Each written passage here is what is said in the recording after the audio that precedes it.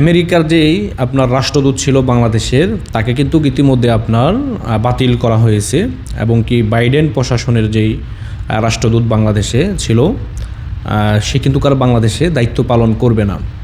আর বিশেষ করে এই খবরটি কিন্তু ইতিমধ্যে আমাদের দেশে যে মূলধারার যে গণমাধ্যম আমরা বলি, বিভিন্ন টেলিভিশন মিডিয়া, তারা কিন্তু সেই খবরটি এখনও পর্যন্ত প্রচার করেনি।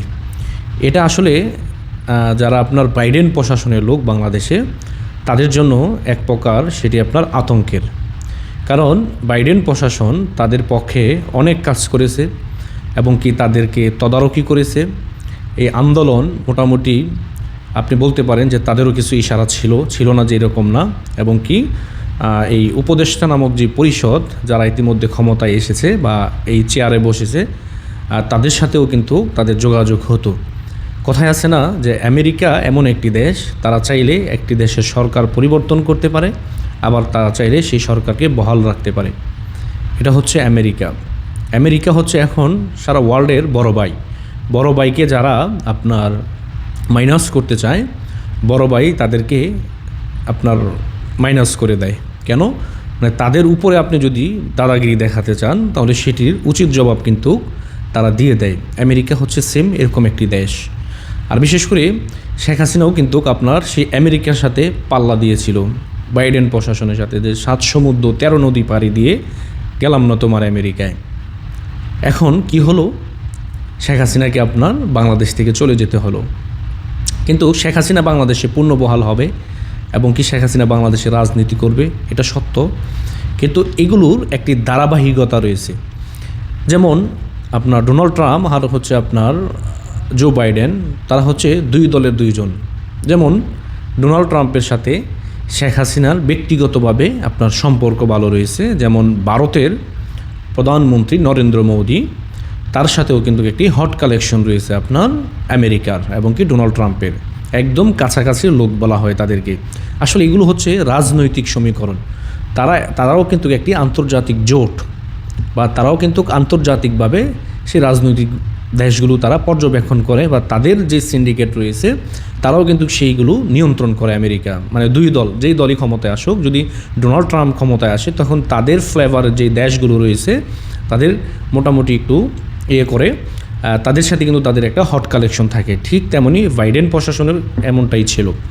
যেমন কমলা হ্যারিস নির্বাচন করেছে, ডক্টর ইউনূস প্রায় 1000 কোটি টাকার উপরে ইতিমধ্যে নাকি দিয়েছে আমরা শুনেছি।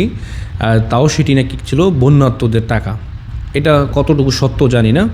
আপনারা হয়তো জানেন যে বন্যার্তদের জন্য যে টাকাটি ইতিমধ্যে উত্তোলন করা হয়েছিল, সেই 1000 কোটি টাকা কিন্তু এদেশের কোনো বন্যার্ত এলাকায় পৌঁছিয়ে দেওয়া হয়নি। বা জুলাই আগস্টের পর আপনার যেই টিএসসির মোড়ে আপনার কোটি কোটি টাকা উত্তোলন করা হয়েছে, তারা বলছে যে এটি ফান্ডে দিছে, কিন্তু বন্যার্তরাই সেই টাকা পায়নি। এখন এই টাকা আপনার কমলার নির্বাচনেই দিছে না কোথায় দিছে, এগুলো কিন্তু আমরা এখনও সঠিকভাবে কেউ বলতে পারবো না, যদিও এটি মানুষ বলে থাকে যে হয়তো এই টাকা নিয়ে আপনার কমলার নির্বাচনে দিয়ে দিছে। তো যাই হোক, আমেরিকার সাথে পাল্লা দিয়ে কিন্তু কেউ পারে না। আর এখন ইউনূস সরকারের ইতিমধ্যে আপনার আতঙ্কের আরেক নাম, কারণ বাইডেন প্রশাসনের কিন্তু আপনার রাষ্ট্রদূত বাংলাদেশে তারা থাকবে না।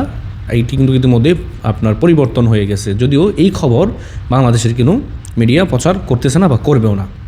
তো যাই হোক, এটি সময় মতো হলে আপনারা দেখতে পারবেন যে বাংলাদেশের পরিস্থিতি বা বাংলাদেশের রাজনৈতিক পরিস্থিতি নিয়ে আপনার ডোনাল্ড ট্রাম্প প্রশাসনের কী পদক্ষেপ হয়। কিন্তু অনেক বিশ্লেষক তারা কিন্তু এটি বলতেছে যে বাংলাদেশ আওয়ামী লীগের আগামীর রাজনীতির পথ অনেকটাই সুগম, এবং কি তারা দ্রুত সময় রাজনীতিতে তারা ফিরে আসতে পারবে বা মাঠের রাজনীতিতে তারা সক্রিয় হতে পারবে। আসলে আমরা দেখতে থাকি যে সামনে পরিস্থিতি কী হয়। কিন্তু এখন পর্যন্ত আমি এতটুকু বলতে পারি যে বাংলাদেশের কিন্তু মিডিয়া কিন্তু এখনও পর্যন্ত সেটি বলেনি, কারণ তারাও কিন্তু আপনার মোটামুটি বাইডেন প্রশাসনের একদম কাছের লোক, এবং কি ডক্টর ইউনূস সহ তারা কিন্তু একদম জো বাইডেনের কাছের মানুষই আমরা জানি বা আমরা জেনে আসতেছি।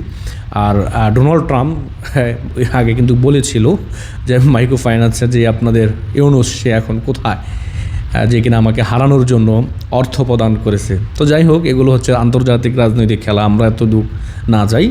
কিন্তু এতটুকু আপনারা কনফার্ম থাকতে পারেন যে আগামী রাজনীতি বাংলার সেগুলো কিন্তু আপনার মোড় ঘুরিয়ে দিবে, এবং কি দ্রুত সময় আওয়ামী লীগ আবারও মাঠের রাজনীতিতে সক্রিয় হবে বলে এই ধারণা কিন্তু অনেক বিশ্লেষকরাই করতেছে। সে পর্যন্ত অপেক্ষা করতে থাকুন, দেখুন